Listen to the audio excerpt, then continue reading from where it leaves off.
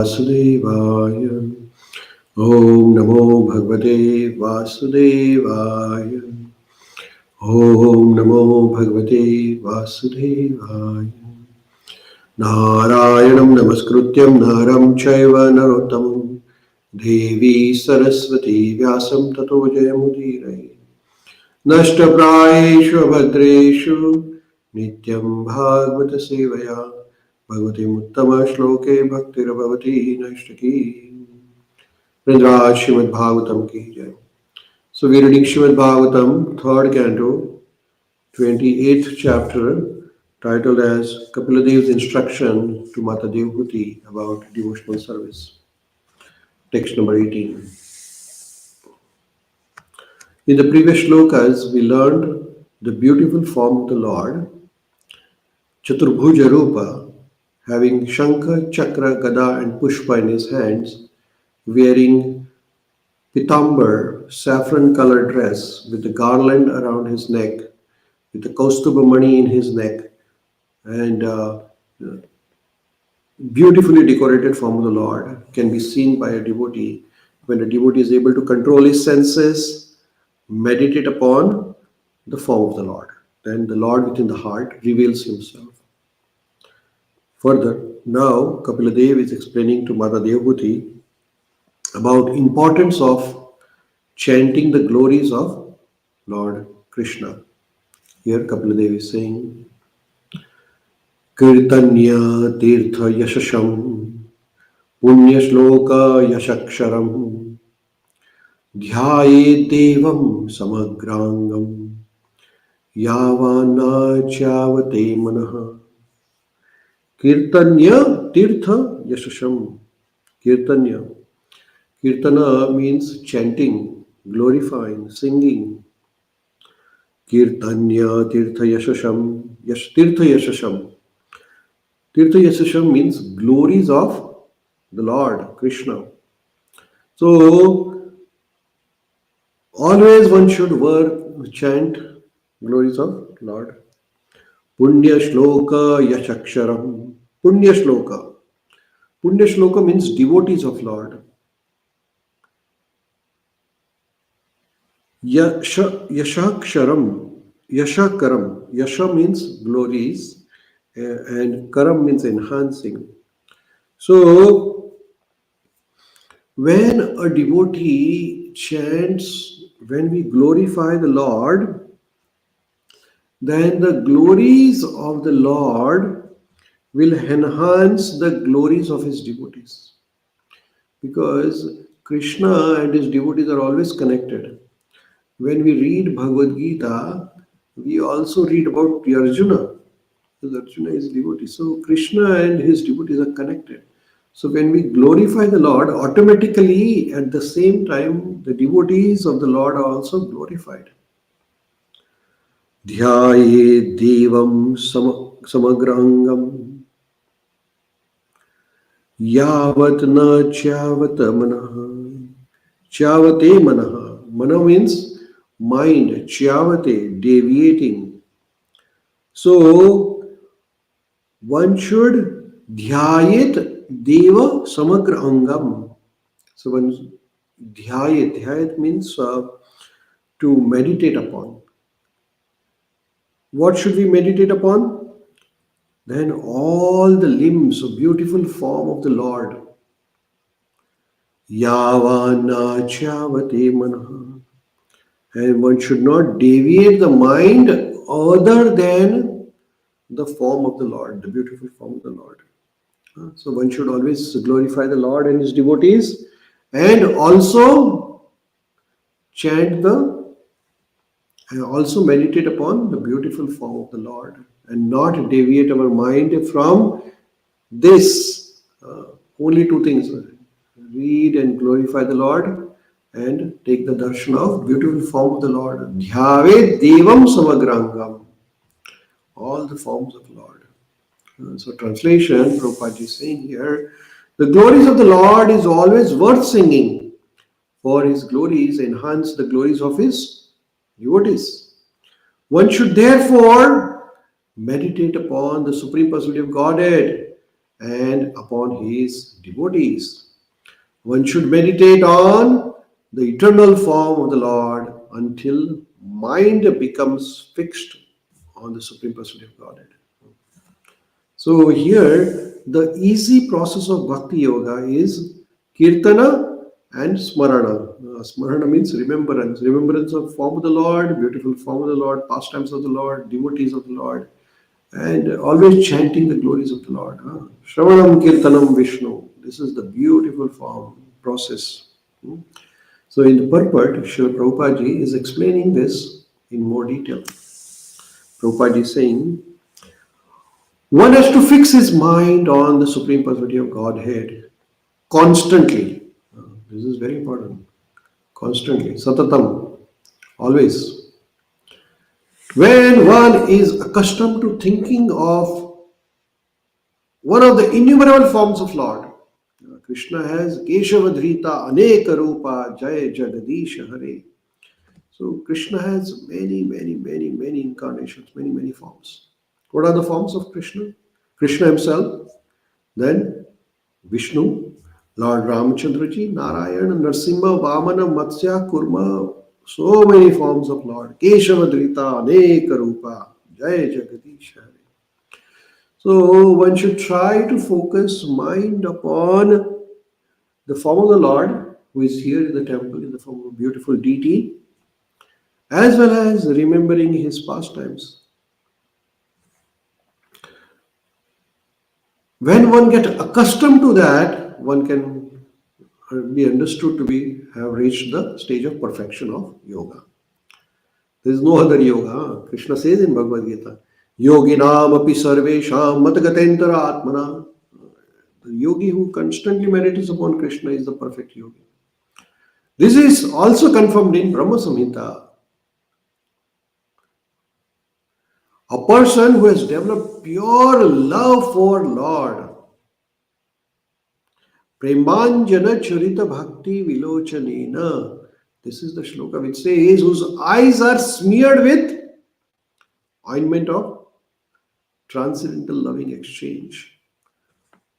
Always sees within his heart the Supreme Personality of Godhead. Premanjana Charita Bhakti Vilochanena. So eyes are smeared always. What does that mean? Always seeing Krishna, his beautiful form in various. You can fix on any form of Lord. Ramachandra ji, Jagannath, Chaitanya, Krishna himself. The devotees specially see the Lord in the beautiful blackish form of Shyama Sundara.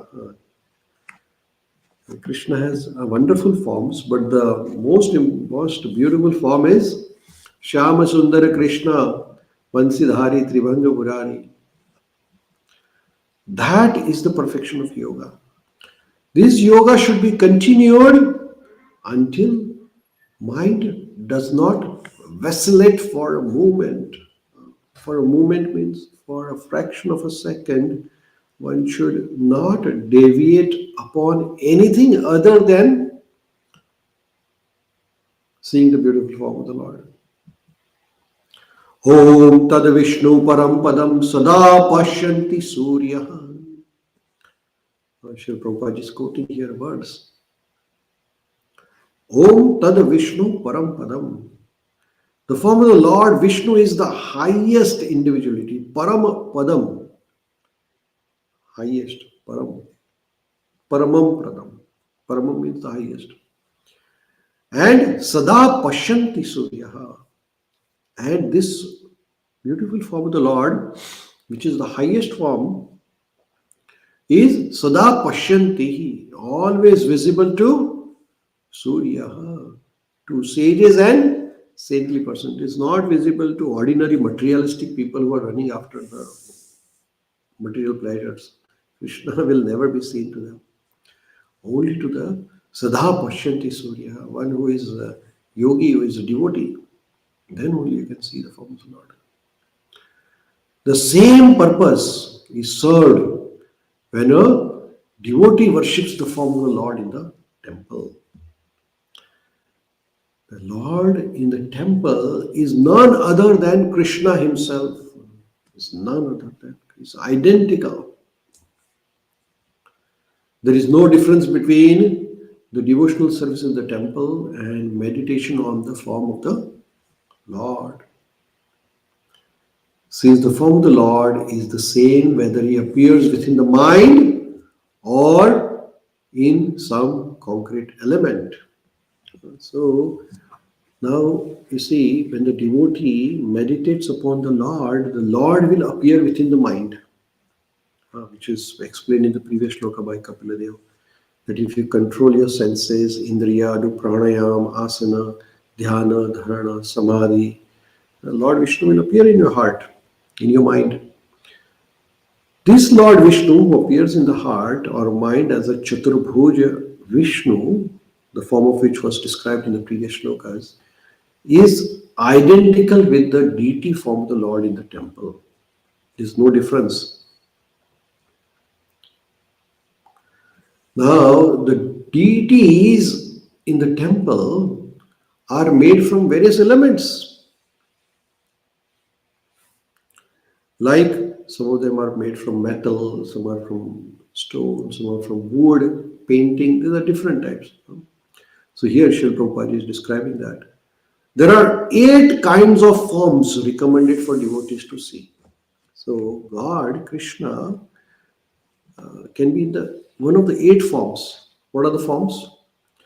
Made up of sand, made out of clay, or of wood or stone, or maybe just a form in the mind, or maybe jewel, or metal, or painted color. So these are 8 forms, which are sand, clay, wood, stone, mental form, jewels, metals, and painted color. So 8 forms, right?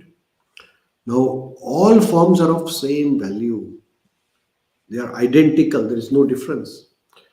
Whether the picture of the Lord, painted or printed, or the deity form of the Lord in the form of a stone or a wood, or the Lord within the heart, everybody is identical. It is not that one who meditates upon the form within the mind sees differently from one who worships the form in the temple. So, if you are a neophyte devotee, then you can see the form of the Lord in your temple. And one who is an advanced yogi can see the form of the Lord within the heart. Both are identical. There is no difference. The Supreme Personality of Godhead is absolute, and there is no difference between the 2 forms of the Lord. The impersonalist who desire to disregard the eternal form of the Lord imagines some round figure. Mayavadis, they have their own mental concoction. They will never believe the description of Lord which is given here in Srimad Bhagavatam or in Bhagavad Gita. Krishna shows to Arjuna universal form, then Chaturbhuja Rupa and Dvibhuja Rupa, 2-armed form, which is Bansidhari Krishna. So these are different forms of Krishna. But Mayavadis, they will say, oh Lord, God does not have any form. God is a light. So they imagine some round figure. They especially prefer the Omkara, which also has a form. In Bhagavad Gita, it is stated that Omkara is the later form of the Lord. Krishna says in Bhagavad Gita in 10th chapter, I am the Omkara. Similarly, there are statue forms and painting forms of the Lord. Another significant word in this verse is Punya Shloka Yashakaram. So, Punya Shloka. What is Punya Shloka? So, it says the devotee of the Lord is called as Punya Shloka. As one becomes purified by chanting the holy name of the Lord, so one can become purified just by remembering the devotees of the Lord. The pure devotees of the Lord and Lord Himself are non-different. Krishna, the Lord, when we are chanting Krishna, we are glorifying Krishna. At the same time, we are glorifying Lord's devotees, and it has the similar effect. It is sometimes feasible to chant the holy name of a holy devotee. This is very sanctified process. Huh? When we are chanting a Narsimha prayer, we are also chanting Prahlad Maharaj, Prahlad Maharaj, Prahlad Ladadaine.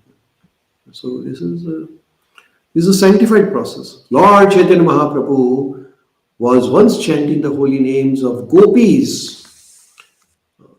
There are various gopis of Lord Chaitanya Mahaprabhu chanted. When his students criticize him, why are you chanting the name of the gopis? Why not chanting Krishna name? Lord Chaitanya was irritated by the criticism. So there was some misunderstanding between him and his students. He wanted to chastise them for desiring to instruct him on the transcendental process of chanting. We say, Jai Shri Krishna Chaitanya Prabhu Nityananda Shri Advaita Gadadhar Shivasadi Gaur Bhaktivinoda. So what are we doing? We're glorifying Lord Krishna Chaitanya as well as his associates, because it has the similar effect. When we are glorifying a devotee of Lord, it has the purifying effect on our heart. The beauty of the Lord is that the devotee who are connected with his activities are also glorified. Arjuna in Bhagavad Gita, Prahlad, Janaka, Bali, and many other devotees were not even in the renounced order of life, but they were householders. All these are householders, right? Arjuna, Prahlad, Janaka, Bali Maharaj, but they are all glorified. Some of them, such as Prahlad Maharaj and Bali Maharaj, were born of demoniac families. Prahlad Maharaj's father was Hiranyakashipu, was a demon. Bali Maharaj was the great grandson of Prahlad, but still they have become famous because of just by associating with Krishna. Krishna is so powerful that if you sincerely remember and chant Krishna's name, you will have the same power, energy transmitting in you. Nam Namakari Bahuda Nija Sarva Shakti. All the power of Krishna is there in Krishna's name. So as soon as you start chanting, Krishna's currents start flowing in your body. Anyone who is eternally associated with Lord is glorified with the Lord. Srila Prabhupada will always be glorified with Lord Krishna. Who can be as powerful as Srila Prabhupada, spreading the Krishna Nama all over the universe? So whenever somebody will glorify Bhagavad Gita and Krishna, Prabhupada always will be there.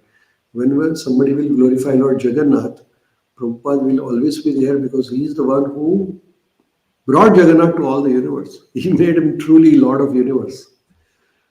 Everybody knows Jagannath now. So Prabhupada will always be glorified.